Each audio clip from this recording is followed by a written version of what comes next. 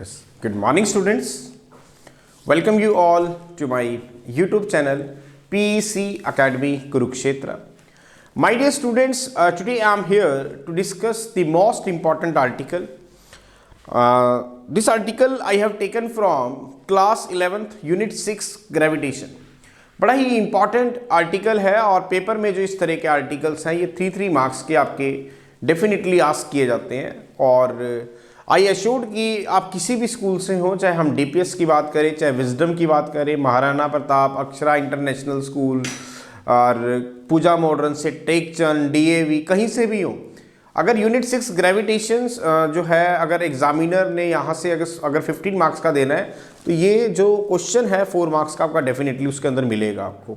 तो बड़ा ही इंपॉर्टेंट है और पेपर में इस तरह के क्वेश्चंस देखने को मिल सकते हैं। तो आपको इस तरह के जो क्वेश्चंस हैं वो अटेम्प्ट करने में प्रॉब्लम ना आए, that's why I am here making the video on this question and as early as possible I will upload this question on my YouTube channel PEC Academy Kurukshetra. So from there you can download the video and see and learn how we have to attempt these types of questions if it will asked by the examiner in your final exam.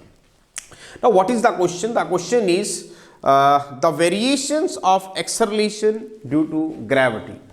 अब इस question का मतलब क्या है, मैं दोबारा repeat कर रहा हूँ question. The variation of acceleration due to gravity means जो एक्सेलरेशन ड्यू टू ग्रेविटी है जिसे हम स्मॉल जी से रिप्रेजेंट करते हैं and you know the value of gravity on the surface of the earth is 9.8 metre per second square. वो कह रहा है कि ये जो एक्सेलरेशन ड्यू टू ग्रेविटी है ये जो है अफेक्टेड होती है किससे, हाइट से, डेप्थ से, शेप ऑफ द अर्थ से and the rotation of the earth about it own axis. Means अगर आप अर्थ की सरफेस से एक हाइट पे चले जाते हैं, एक पर्टिकुलर हाइट से एच पे जाते हैं तो your acceleration due to gravity will be affected. अब कम होगी या ज़्यादा ये हम चेक कर लेंगे। इसी तरह इफेक्ट ऑफ डेप्थ मीन्स जब आप ग्रेविटी से अर्थ की सरफेस से नीचे की ओर आते हैं तो at the centre of the earth तो भी ग्रेविटी जो है acceleration due to gravity affected होती है। तीसरा है शेप ऑफ द अर्थ कि अर्थ को जो है अगर हम उसकी शेप देखें तो कुछ कहते हैं कि earth is a circular in shape, कुछ कहते हैं इलिप्टिकल शेप में है। तो shape of the earth will also affect the acceleration due to gravity.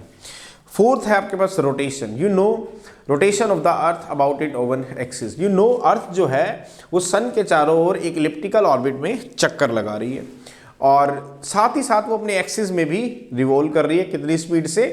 3.4 kilometre पर सेकेंड की स्पीड से। तो इसका मतलब जो रोटेशन ऑफ द अर्थ है about it own axis it will also affect the acceleration due to gravity.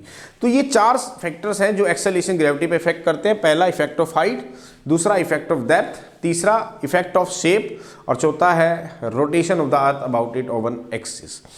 अब सारे आर्टिकल्स एक ही वीडियो में कवर नहीं हो पाएंगे तो इसीलिए मैं इसकी 4 वीडियो अलग अलग बनाऊंगा, लेकिन इन चारों में से 2 हमारे बड़े इंपॉर्टेंट है। पहला इफेक्ट ऑफ हाइट और दूसरा इफेक्ट ऑफ डेप्थ। 101% इसमें से क्वेश्चन आपको देखने को मिल जाएगा कि effect of height means height का क्या इफेक्ट पड़ता है acceleration due to gravity G के ऊपर और दूसरा डेप्थ का acceleration due to gravity G पे क्या इफेक्ट पड़ता है।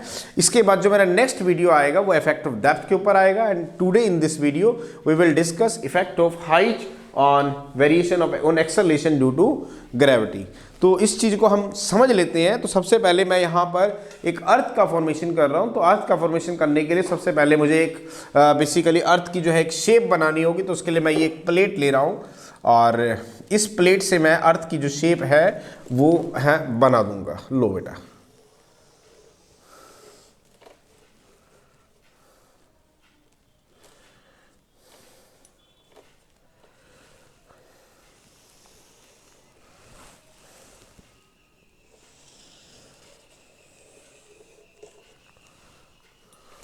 यस लो बेटा, ये अर्थ की शेप मैंने इससे बना दी। थोड़ा सा मैं इसको फाइन कर देता हूं ताकि आपको अच्छे से समझ में आ जाए। सपोज दिस इज द अर्थ जिसका सेंटर पॉइंट है हमारे पास O। दिस इज द अर्थ, मैंने इसको क्या मान लिया? अर्थ मान लिया। This is the earth. Let us consider the earth having the centre point is से O and the radius is से कैपिटल R। मैंने क्या माना है बेटा कि ये आपके पास एक अर्थ है जिसका सेंटर पॉइंट है आपके पास O और जो रेडियस है that is see capital R। अब मैं यहां पर एक बॉडी रख लेता हूं, suppose this is the body और this is the body at this point से ए। मैंने किस पॉइंट पे रख ली? ए पॉइंट पे, जहां पे एक्सेलरेशन ड्यू टू ग्रेविटी है g, that is 9.8 metre per second square. दोबारा समझे, this is the earth, let us consider the earth which is to be a perfect sphere. मैं यहां पे अर्थ को एक परफेक्ट स्फीयर मान रहा हूं और उसका सेंटर पॉइंट है O और रेडियस है कैपिटल R, और जो मास है अर्थ का वो मैंने मान लिया से कैपिटल M। अब बॉडी को मैंने कहां रखा है? ए पॉइंट पे, on the surface of the earth. तो वहां पे जो एक्सेलरेशन ड्यू टू ग्रेविटी है दैट इज g। अब सबसे पहले मैंने बॉडी को कहां रखा है? Let the body is to be placed, let the body is to be placed at point A on the surface of the earth, on the surface of the earth, where the acceleration due to gravity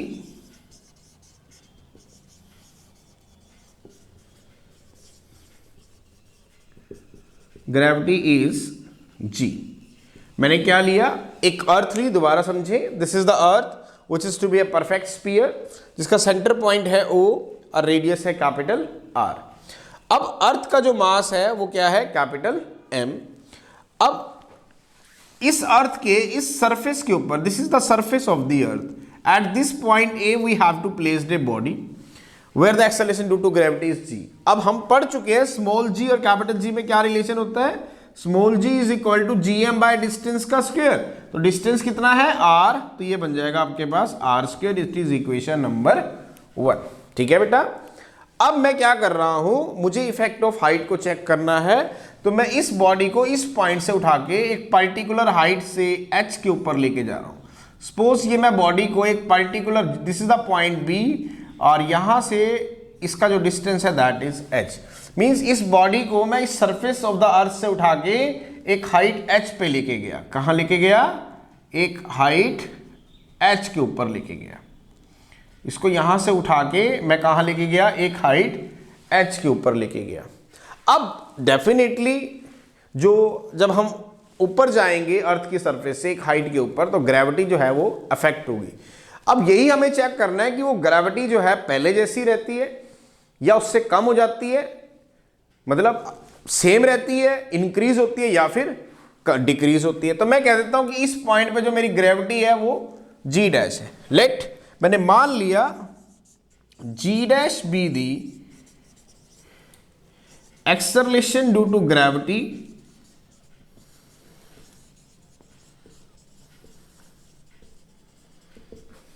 at point B, which is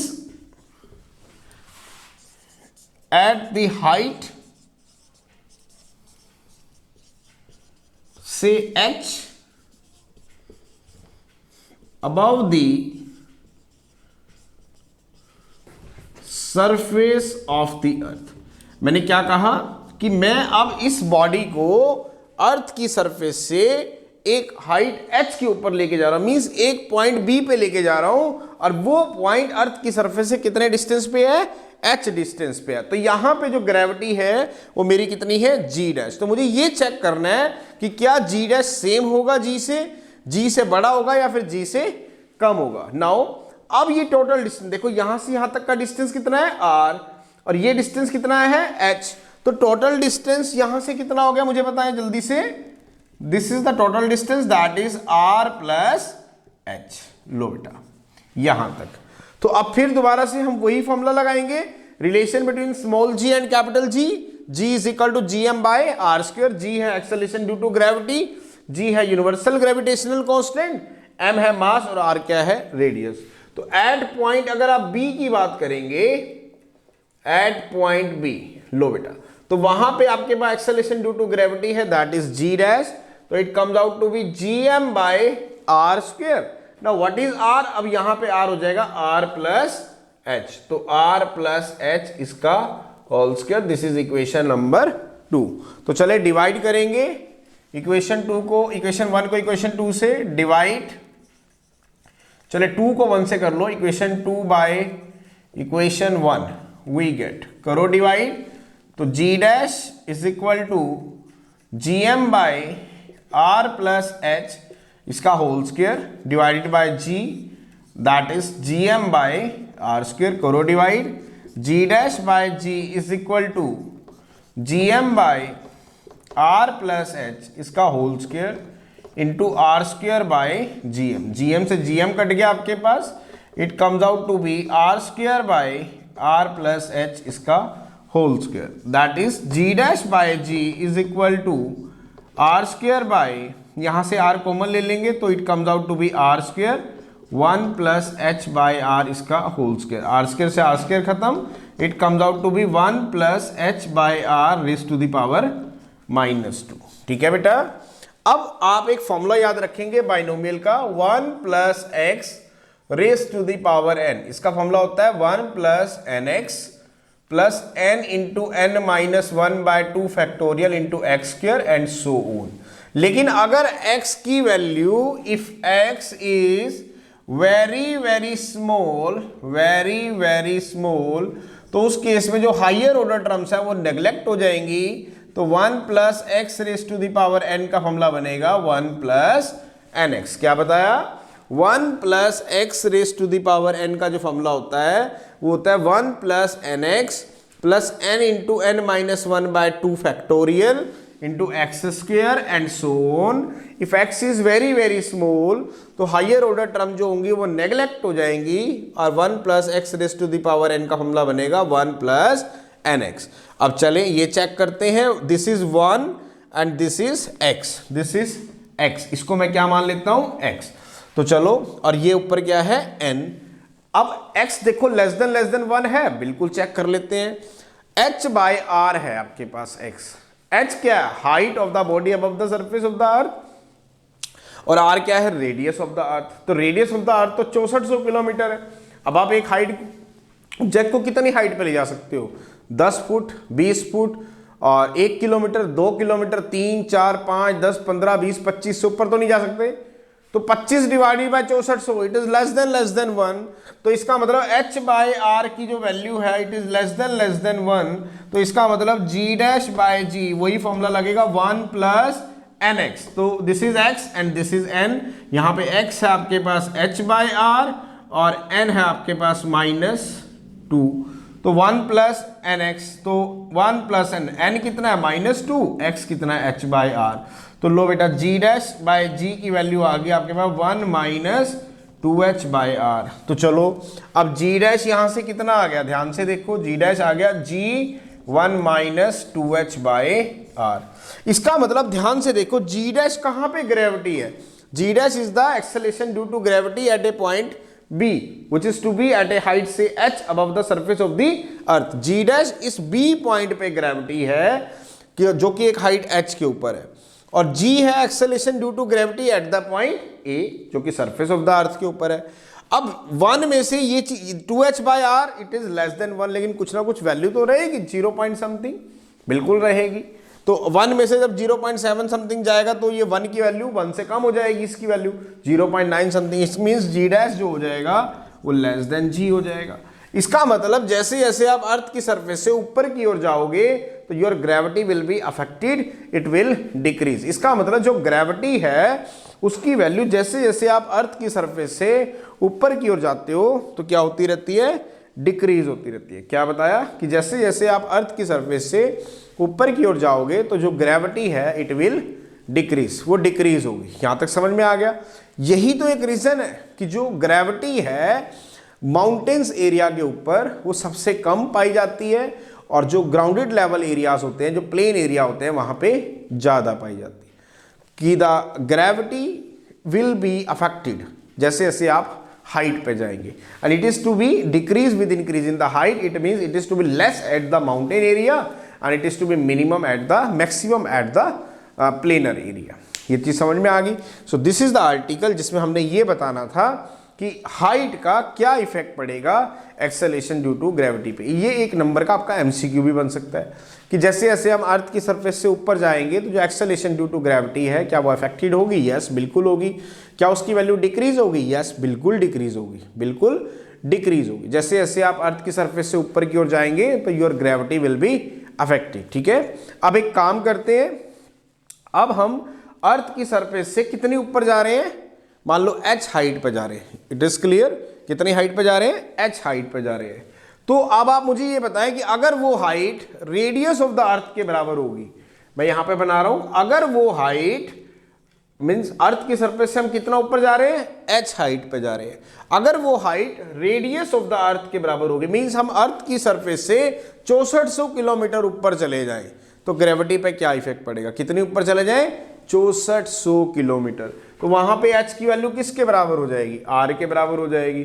तो my dear student, g dash by g की value कितनी थी? अभी मैंने आपको बताया r square by r plus h का whole square means r by r plus h इसका होल स्क्वायर। तो जब हम अर्थ की सरफेस से एक हाइट, जो हाइट किसके बराबर है? रेडियस ऑफ द अर्थ के 6400 किलोमीटर, वहां चले जाएंगे तो h की वैल्यू r हो जाएगी। तो यहां पे रखें h की वैल्यू r, तो दिस इज r, तो r plus r that is 2r, तो means r square bye 4r square, r square से r स्क्वायर खत्म हो गया तो g डैश आ गया आपके पास g bye 4।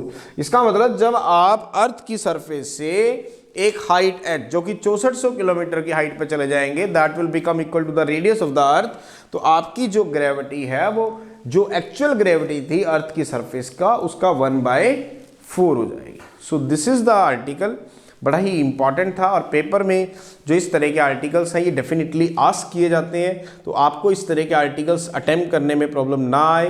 That's why I am here making the video on this article and as early as possible I will upload this video on my YouTube channel PEC Academy Kurukshetra. So from there you can download the video and see and learn how we have to attempt these types of questions if it will asked by the examiner in your final exam. So at last my dear students, again I am saying, if you like my videos, like my work, like my effort, then please don't be forget to subscribe my channel. My channel is PEC Academy Kurukshetra.